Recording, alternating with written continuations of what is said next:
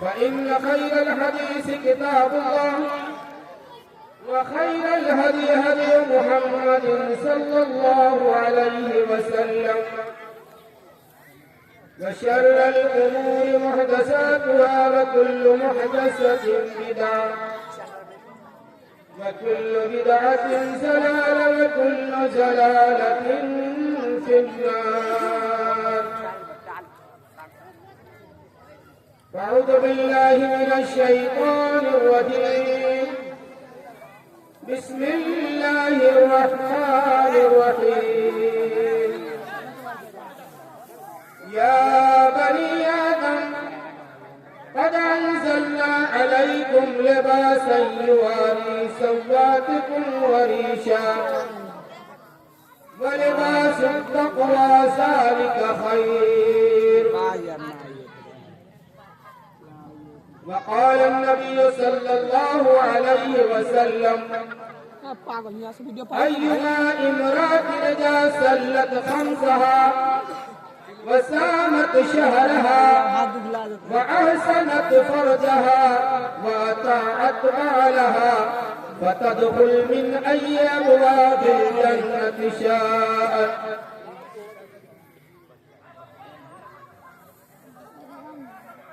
رب اشرح لي صدري ويسر لي أمري واحلل عقدة من لساني يفقهوا قولي.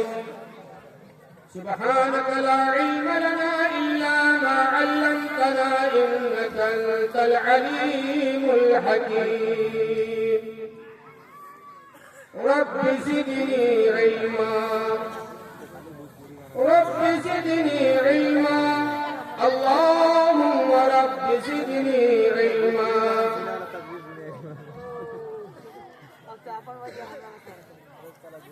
محترم बुजुर्ग,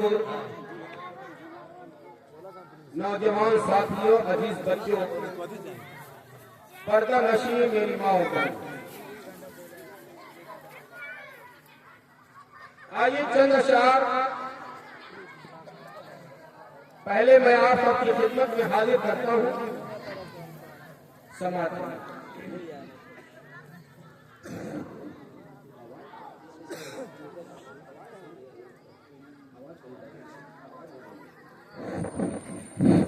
और ट्रैक्टर से गुजारिश है कि आवाज इनको कम करो और लिरिक्स को बढ़ाओ। पाक ईमान की दौलत जहां में, पाक ईमान की दौलत जहां में, अपने रबू से तू डरता नहीं है। पाक ईमान की दौलत जहां में, अपने रबू से तू डरता नहीं है। पाक ईमान की दौलत जहां में, अपने रबू से तू डरता नहीं है। सारे अक़साम खाने खाकर, सारे अक़साम खाने खाकर, शुक्र रबू का तू करता नहीं है। सारे अक़साम खाने खाकर, शुक्र रबू का तू करता नहीं है। किसी कदर मेहरबान तेरा रब है, अपने बंदों पे करता करम है। किसी कदर मेहरबान तेरा रब है, अपने बंदों पे करता करम है। उसको सजदा करे ना करे तू, उसको सजदा करे ना करे तू, बंद रोजी वो करता नहीं है। पाक ईमान की दौलत जहां में, अपने रबों से डरता नहीं है। मस्जिदें आज वीरा है क्यों कर, मस्जिदें आज वीरा है क्यों कर, शर्म करे तू मुसलमान होकर। मस्जिदें आज वीरा है क्यों कर, शर्म करे तू मुसलमान होकर। सुन के अल्लाह अकबर सदा तू, सुन के अल्लाह अकबर सदा तू, अपने घर से निकलता नहीं है। पाक ईमान की दौलत जहां में, अपने रबों से तू डरता नहीं है। सारे बसाम खाने का खाकर, शुक्र रबों का तू करता नहीं है। पाक ईमान की दौलत जहां में, अपने रबों से तू डरता नहीं है।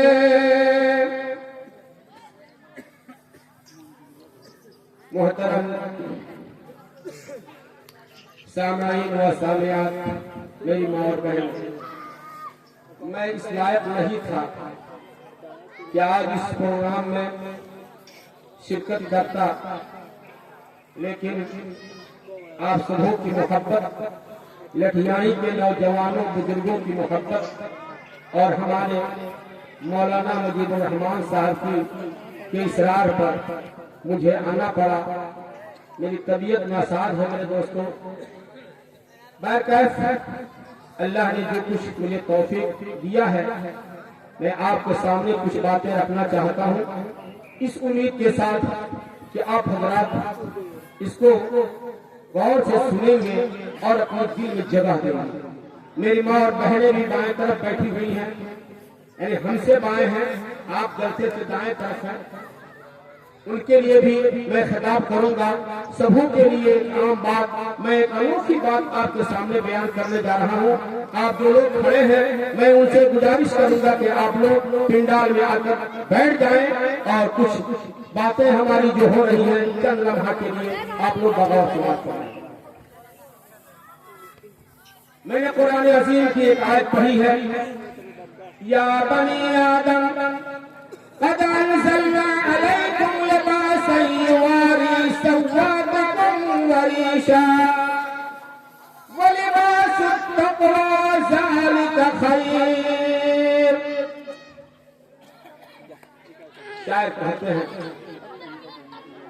अब्दुल करीम साहब मुस्लिम अपनी किताब दीवान गुलशन में लिखते हैं, मर्द जन रखते हैं तन पर बेहयाई का लिबास, मर्द जन रखते हैं तन पर बेहयाई का लिबास, पर्दे इस्मत की चादर का पता लगता नहीं। अल्लाह रब्बुल आलमीन ने इरशाद फरमाया, या बनी आदम क़द अंज़लना अलैकुम लिबासा, ऐ आदम के बेटो, ऐ आदम की बेटियों, हमने तुम्हारे लिए लिबास को नाजिल किया है, कपड़ा को नाजिल किया है। ये कपड़ा अल्लाह रब्बुल आलमीन इरशाद फरमाता है कि हमने नए बनी आदम के लिए, आदम के बेटों के लिए, आदम की बेटियों के लिए हमने लिबास को नाजिल किया है, कपड़ा को नाजिल किया है, कपड़ा उतारा है। अल्लाह रब्बुल आलमीन ने इस रूए जमीन के ऊपर बेशुमार मखलूकात को पैदा किया है, लेकिन सबसे अफजल, सबसे आला इंसान को बनाया है। वकर्रमना बनी आदम, और कहीं तो ये फरमाया, लक़द खलक़नल इंसान फी अहसनि तक़वीम, बेहतरीन साजे में हमने इंसान को डाला और हमने इंसान को बुजुर्ग बनाया है, आला बनाया है, अफजल बनाकर पैदा किया है। अल्लाह चाहता तो हमें और दीगर जानवरों नहीं पैदा कर सकता, लेकिन अल्लाह रब्बुल आलमीन ने हमें इंसान बनाया है और हमारे लिए लिबास को नाजिल किया है, कपड़ा को नाजिल किया है। मकसद क्या है मेरे दोस्तों, मेरे भाइयों, नौजवान साथियों, आपसे मैं मुखातब हूँ, मेरी माँ और बहनों, लिबास को नाजिल करने का मकसद अल्लाह रब्बुल आलमीन का क्या है? अल्लाह रब्बुल आलमीन खुद फरमाता है, मकसद क्या है? लिबास युवारी सौआतकुम वरीशा। लिबास को नाजिल करने का मकसद यह है कि तुम छुपाओ उन मकामात को, उन जगहों को जो जिसको छुपाने के लिए अल्लाह ने और अल्लाह के रसूल ने तुम्हें हुक्म दिया है। ये पर्दे की जगह को तुम छुपाओ, इसी मकसद से अल्लाह रब्बुल आलमीन ने लिबास को नाज़िल किया है। लिबास के नुज़ूल का मकसद यह है कि उससे हम पर्दा करें, और अगर लिबास रहने के बावजूद, लिबास पहनने के बावजूद अगर हमारा जिस्म छुपता नहीं है, हमारा जिस्म ढकता नहीं है, तो फिर लिबास को पहनने से कोई फायदा नहीं। लिबास बहुत तरह का लिबास है, कपड़ा बहुत तरह का है। आप चाहे जिस तरह का कपड़ा इस्तेमाल करें, गेरुआ रंग छोड़कर जो भी लिबास, जो भी रंग चाहे आप पहने। लिबास युवारी सौआतकुम वरीशा, और लिबास पहनकर तुम मुज़य्यन हो जाओ, खूबसूरत बन जाओ।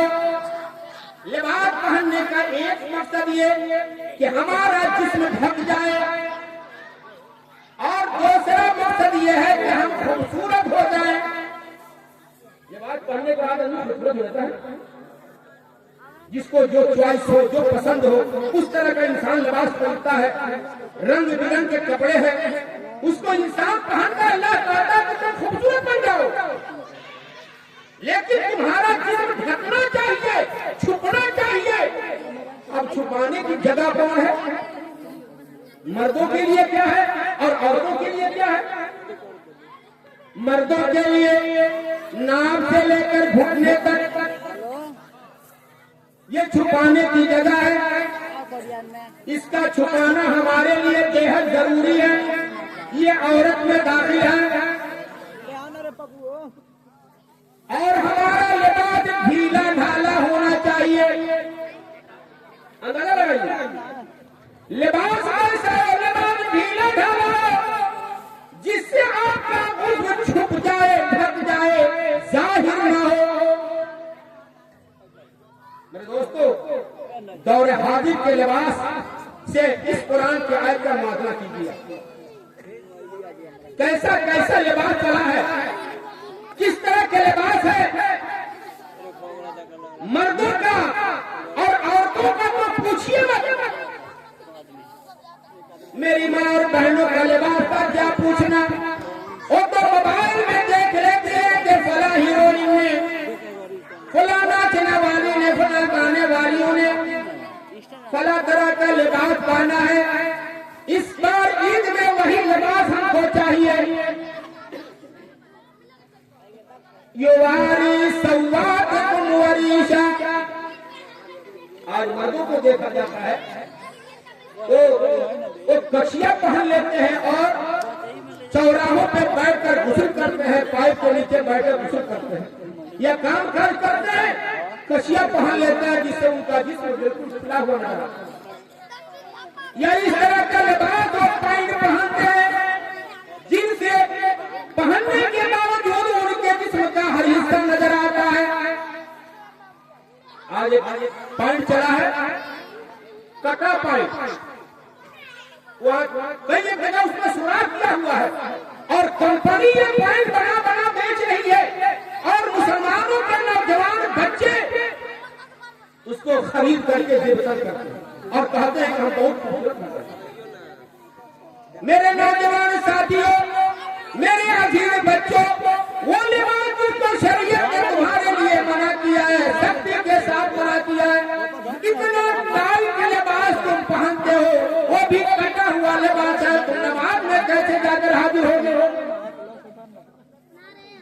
और पेशाब करने पर क्या होता है? इतना पतला उसका पैर घुसाने की जगह उसमें है, मोहरी जिसको कहते, इतना पतला है, पता नहीं पैर कैसे घुसता है। फिर बैठने में कितनी दिक्कत है कि इंसान बैठ कर पेशाब नहीं कर सकता। ला महाला उसको खड़ा होकर पेशाब करना, और खड़ा होकर जब इंसान पेशाब करता है तो पेशाब का बहुत सा कचरा आपके कपड़े में पड़ जाता है, आपका जिस्म नापाक हो जाता है। एक मुसलमान बच्चा, एक मुसलमान नौजवान, एक मुसलमान मर्द नापाक रहे पेशाब के कचरे की वजह से। कितनी बेशर्मी की बात है मेरे भाई। ये बात को इस्तेमाल करो। पैंट पहनो ठीक है, कोई बात नहीं, पैंट आपका ढीला हो, बैठने में कोई दुश्वारी न हो, नमाज पढ़ने में कोई दुश्वारी न हो। मेरे दोस्तों, मुशाहिदे की बात कर रहा हूं। नौजवान किस तरह का पैंट पहनता है कि जब झुकता है या बैठता है तो पीछे का हिस्सा बिल्कुल खाली हो जाता है। मेरे भाइयों, तो अल्लाह रब्बुल आलमीन ने लिबास को इसलिए नाज़िल नहीं किया है कि लिबास पहनने के बावजूद तुम नंगा नजर आओ। ये तो मर्दों का हाल है मेरे दोस्तों, औरतों का हाल क्या है, हमारी माँ और बहनों का हाल क्या है, हमारी बहू बेटियों का हाल क्या है। मत पूछिए। ये इस्लाह मुआशरा के उन्वान से ये आज का प्रोग्राम है। अगर इस प्रोग्राम कराने के बाद अगर हमारे अंदर अगर इस्लाह नहीं हुआ तो मेरे दोस्तों ये सारे अहदेदार जितने हैं सब के सब बेकार है।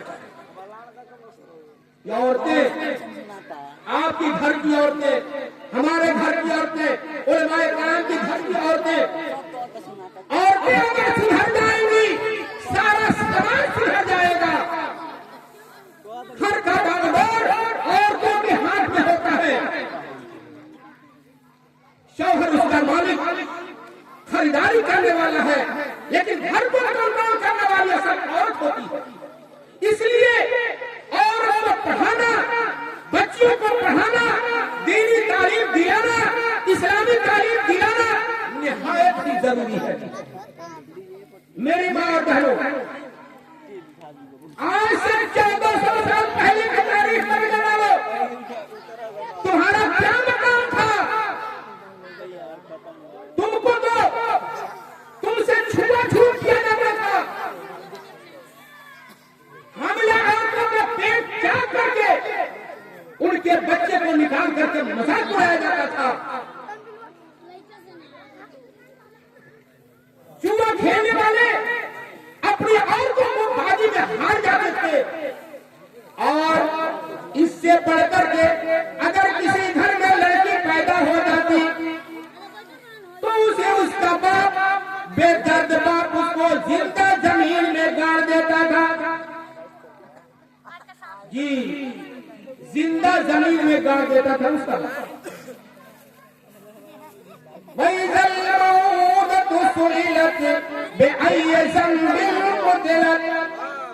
अल्लाह रब्बुल आलमीन कल क़यामत के दिन जिंदा दरगोर की हुई लड़कियों से सवाल करेगा, पूछेगा कि तुमको जिंदा जमीन में क्यों दफन किया गया?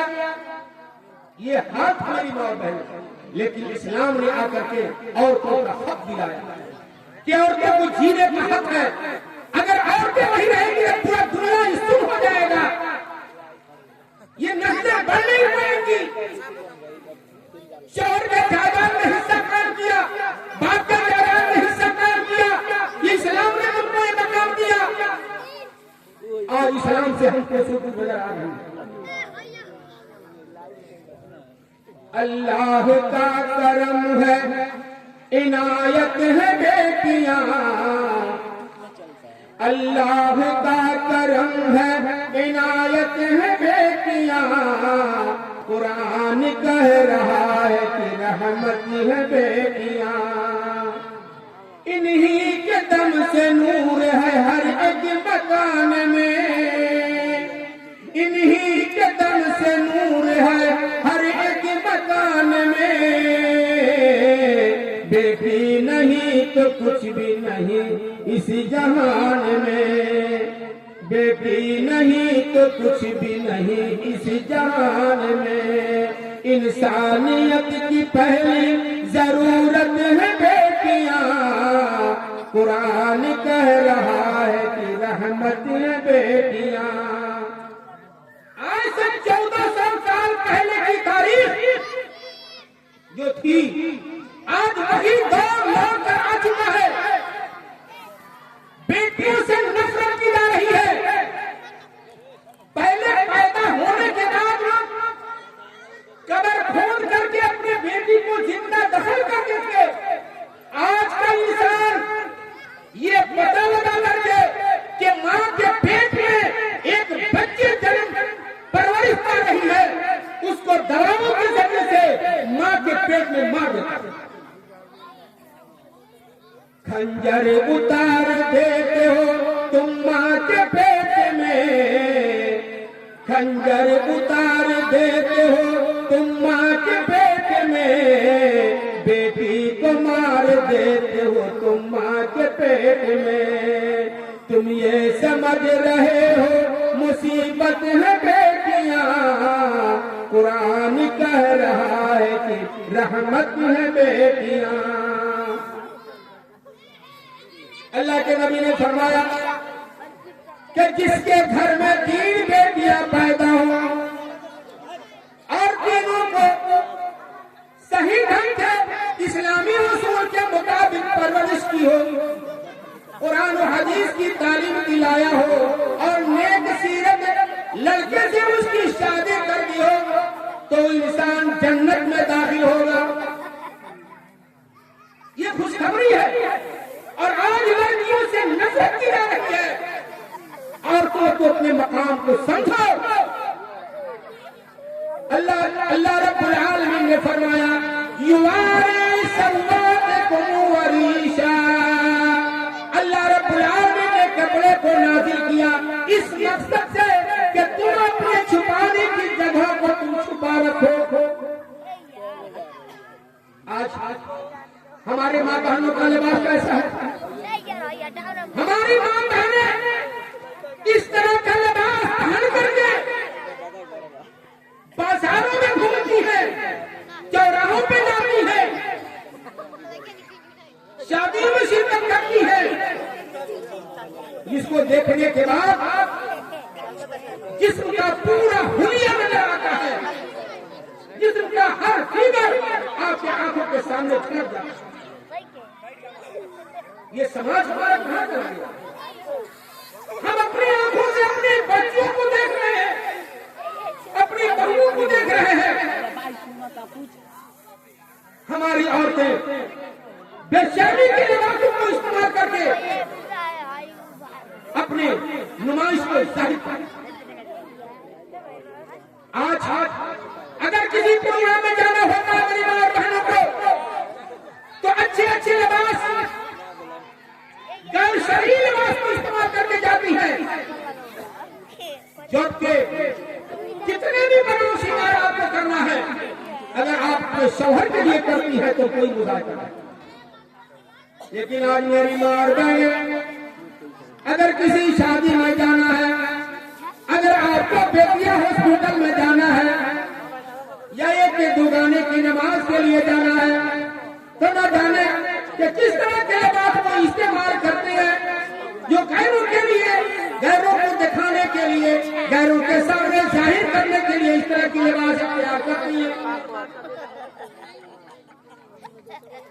आज तो मेरे दोस्तों, आज तो शर्म की बात है कि ये लिबास हमारी मुस्लिम खवातीन पहन रही है। अल्लाह रब्बुल आलमीन ने अपने प्यारे नबी जनाबे मोहम्मद रसूलुल्लाह सल्लल्लाहु अलैहि वसल्लम को हुक्म दिया, या अय्युहन नबी कुल लिअज़वाजिका व बनातिका व निसाइल मुमिनीन युदनीना अलैहिन्ना मिन जलाबिबिहिन्ना। ऐ नबी, आप अपनी औरतों से कह दीजिए, अपनी बेटियों से कह दीजिए और मुसलमान की औरतों से कह दीजिए कि जब अपने घर से वो निकले तो अपने ऊपर चादर डाल लिया करें, अपने ऊपर ओढ़नी को दुपट्टे को डाल लिया करें, अपने जिस्मों को ढक करके अपने घर से निकले। छुपाने की जगह को छुपा कर, ताकि गैरों की निगाहें उनके ऊपर न पड़े। घर हो या बाजार हो, कर अपनी इज्जत का ख्याल। घर हो या बाजार हो, कर अपनी इज्जत का ख्याल। ये सिफत जब होगी तो देखे तुझे किसी का मजाल। ये सिफत जब होगी तो देखे तुझे किसी का मजाल। अब जहां भी रहे अपने इज्जत नामूस की हिफाजत करें। इज्जत नामूस की करती हिफाजत जाएगी, जन्नत के जिस दरवाजे से चाहे भी अंदर जाएगी। मेरी माँ बहनों, मैंने हदीस पढ़ी, अल्लाह के नबी ने फरमाया, अय्युमा इमरातिन इज़ा सल्लत खम्सहा व सामत शहरहा व अहसनत फरजहा व अताअत बालहा फतदखुल मिन अय्यि अबवाबिल जन्नत शाअत। मेरी माँ और बहनों, अल्लाह के नबी जनाब मोहम्मद रसूलुल्लाह सल्लल्लाहु अलैहि वसल्लम ने तुम्हारे लिए एक नुस्खा बताया है, एक दवा बताया है, जिसके जरिए तुम जन्नत के जिस दरवाजे से चाहो जा सकते हो। वो नुस्खा क्या है? जो भी औरत 5 वक्त की नमाज वक्त पर अदा करती रहे, 5 वक्त की नमाज समय पे अदा करती चली जाए, और एक माह जो रमजान का महीना करीब आ रहा है, 2 तारीख से इंशाअल्लाह हम लोग रोजे से होंगे, वो पूरे महीने का रोजा रखती जाए, नमाज को कायम कर दी जाए, और 1 महीने का रोजा रख ले, और अपनी इज्जत नामूस की हिफाजत कर ले। इज्जत नामूस की हिफाजत। मेरे दोस्तों, मेरी माँ और बहनों, संवर जाओ तुम, जितना जी चाहे अपने आप को संवार लो, जिस तरह का कपड़ा चाहे तुम पहन लो, लेकिन जो भी तुम्हारे लिए संवरना है अपने शौहर के लिए होना चाहिए, गैरों के दस्तावेज पर नहीं होना। मेरी माँ और बहनों, शेर है, ज़ीनत थी घरों की जो, ज़ीनत थी घरों की जो, फिरती है बाजारों में। ज़ीनत थी घरों की जो,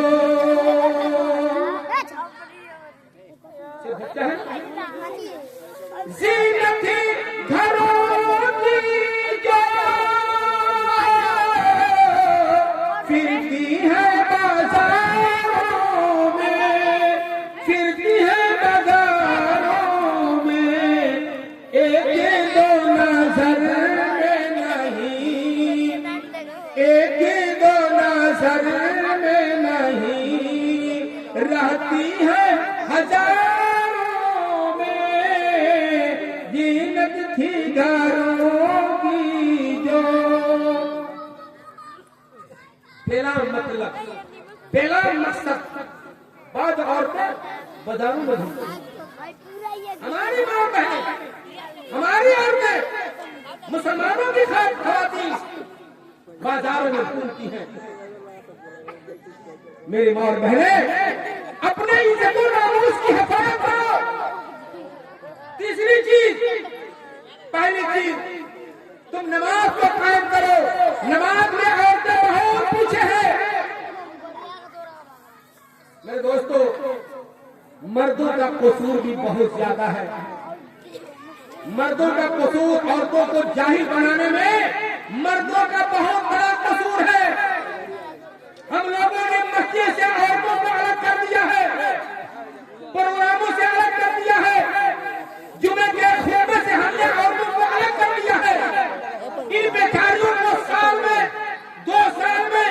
भी एक मरतबा प्रोग्राम सुनने का मौका मिलता है, नहीं तो 365 दिन इनको घर ही में रहना पड़ता है और मोबाइल देखना होता है।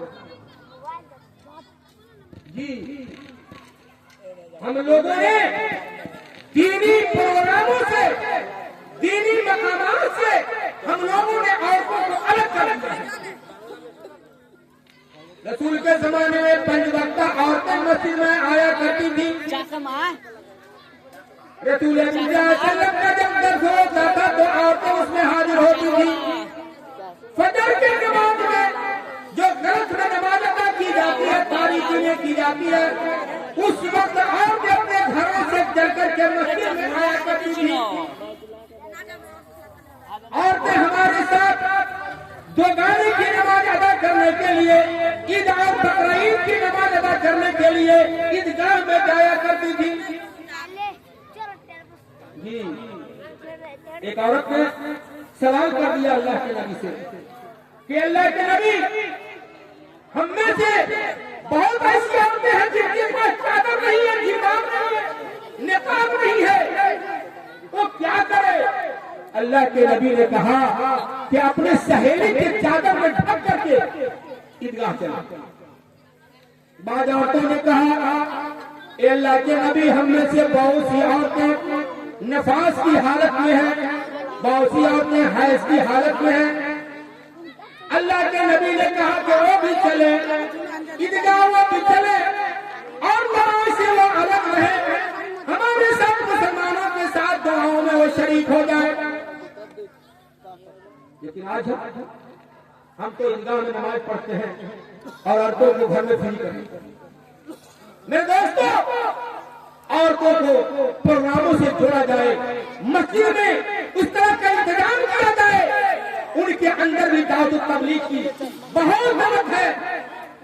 इसलिए कि घर का बनाना, बिगाड़ना, संवारना, समाज को बनाना उन्हीं के हाथ में है। आज वो तालीम से दूर होने की वजह से आज उनका अखलाक बिगड़ता जा रहा है, आज उनका लिबास इतना खराब हो चुका है कि आज से 1400 साल पहले हमारे नबी ने कहा था, निसाबुन कासियातुन आरियातुन माइलातुन व ममिलात। एक जमाना ऐसा आएगा, वो आगे कि तुम देखोगे औरतों को कि वो लिबास पहनी होंगी, कुर्ता पजामा पहनी होंगी, पैंट सलवार जामा पहनी होंगी, लेकिन लिबास पहनने के बावजूद वो नंगी होंगी, नंगी होंगी, जिसका पूरा फिगर नजर आ रहा है। सही बात है ना? जमाना आया कि नहीं? वो दौर आया कि नहीं आया? 1400 साल, 1450 साल पहले अल्लाह के नबी ने ये सब था, निसाबुन कासियातुन आरियातुन माइलातुन व ममिलात। अपने को दूसरे की तरफ माइल करेंगी, लोग को अपनी तरफ माइल करेंगे। ला तबर्रुज तबर्रुज जाहिलिय्यतिल ऊला। मेरी बात कहना, जमाने जाहिलियत का तबर्रुज अख्तियार मत करो।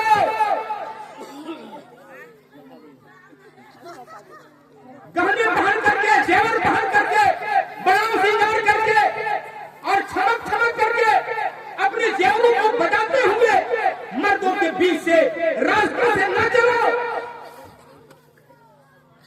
अल्लाह के नबी की औरतें पाक दामन थी, बेटियां पाक दामन थी, फिर भी अल्लाह रब्बुल आलमीन अपने नबी को हुक्म देता है, या अय्युहन नबी कुल लिअज़वाजिका व बनातिका व निसाइल मुमिनीन युदनिना अलैहिन्ना मिन जलाबिबिहिन्ना। नबी अपनी औरतों को कह दीजिए, अपनी बेटियों को कह दीजिए और मोमिना औरतों को कह दीजिए कि जब वो रास्ता में निकले, घर से निकले, तो अपने ऊपर निकाब डाल लिया करें, जिल्बाब डाल लिया करें, दुपट्टा डाल लिया करें, बिल्कुल पर्दे में हो जाए, उसके बाद मेरे दोस्तों, हमारा इस्लाह अल्लाह का कोई फरिश्ता आकर नहीं करेगा। हमारा इस्लाह अब कोई दूसरा नबी जमीन पर नहीं आने वाला है। अल उलमा वरसतुल अंबिया, ये उलमा